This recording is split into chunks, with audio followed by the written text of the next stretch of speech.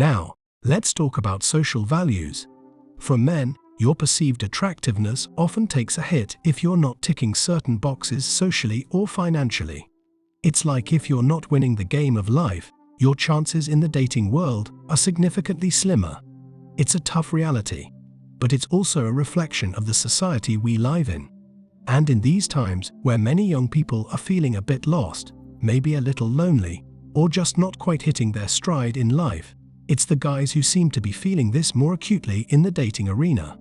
The way it stands, a substantial part of a man's attractiveness to women is tied up in these factors. Now, let's dive into some recent research by the Pew Research Center. They looked into the rising number of unpartnered Americans, and what they found raised more questions than it answered. One standout fact: young men are twice as likely to be single compared to young women. To put some numbers on it, a whopping 66% of young men are going it alone, not dating, and unattached.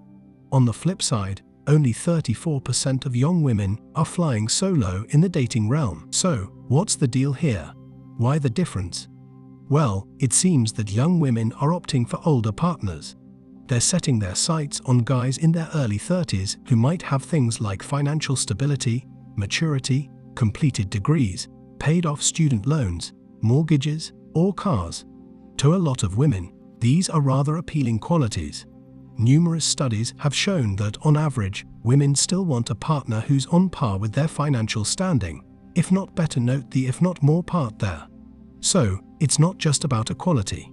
It's about exceeding those expectations. In today's dating game, particularly among women aged 18 to 29 and even beyond, there's a rather curious paradox.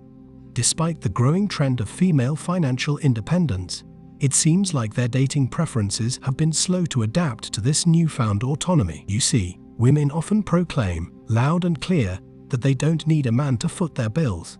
They've got their own careers, they're financially savvy, and they're proudly self-sufficient. But here's the kicker beneath the surface. There's still a lingering expectation, or perhaps a deep-seated desire, for a man who can out-earn them. That's right, despite all the rhetoric about independence, there's often an unspoken longing for a partner who can provide in more ways than one. Now, let's zoom in on the practical side of this conundrum. Imagine you're a woman fresh out of college, armed with a degree and a decent job that pays, let's say, around 50 to 60 grand a year. You're looking around, and what do you see?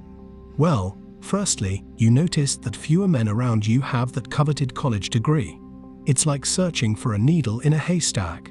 Suddenly, you find yourself grappling with a statistic that says roughly 70 to 80% of women with college degrees are just not into dating guys without the same educational accolades. And to add more fuel to this fiery mix, the number of men graduating from college is on the decline. In fact, many are skipping college altogether. Meanwhile, women are marching into universities in ever-increasing numbers. It's almost as if the tables have turned. Nowadays, a substantial majority of college graduates are women, leaving only around 41 or 42% of those diplomas in the hands of men. It's a curious twist compared to the 1960s and 70s, when only around 41 or 42% of women were graduating with college degrees. Nowadays, the trend has flipped, and fewer men are enrolling in college and obtaining degrees than ever before. This shift adds a layer of complexity to the dating landscape, because women's preferences in a partner seem to be in flux, given the shrinking pool of men with higher education. However, it's not just that men are not dating or struggling to find partners. There's a more profound issue at play. Men seem to be faltering in establishing close friendships with other men and forming in-person social networks that women naturally gravitate toward. Except for the women hyper-focused on their careers, most are drawn to men who have strong social standings and are respected within their social circles. After all, humans, and particularly women, are inherently social creatures. One rather disheartening aspect is that people, not just women, often view others as tools or means to achieve their goals. When life takes an unexpected turn, there's rarely anyone rushing to your aid. Even for the most trivial of matters, you become a disposable and replaceable tool. If you try to stick around, you might be unfairly framed as the problem. Consequently, people often move on, attempt to make new friends, and find themselves repeating this cycle. This issue extends beyond romantic relationships. The very nature of how people form and maintain friendships has become distorted. In the past, video games served as a medium for workplace banter and casual encounters. But these two have changed. The black pill here is that men often feel compelled to scale an insurmountable mountain of self-improvement just to have a shot at a meaningful relationship. In stark contrast, some believe that women only need to exist to attract a partner. In a nutshell, it's become increasingly evident that many modern women seek partners who excel in crucial aspects of life.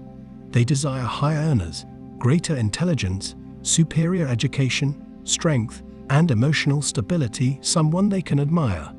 While this inclination might be rooted in their nature and genetic makeup, the pertinent question remains: what do they bring to the table in return? Are they physically attractive, amicable, in good shape, possessing a feminine essence, and genuinely supportive? In numerous cases, these qualities seem elusive, with little motivation for self-improvement, as they believe their options are boundless. Consequently, many find themselves either single or divorced with children.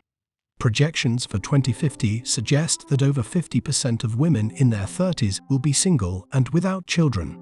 The problem is undeniably real, and the future seems bleak for both genders. It's hypogamy at the core. For some time now, I've stressed the importance of raising our expectations as men. We must cease granting women everything they desire at the expense of our own well-being. This isn't about revenge or making women feel worse.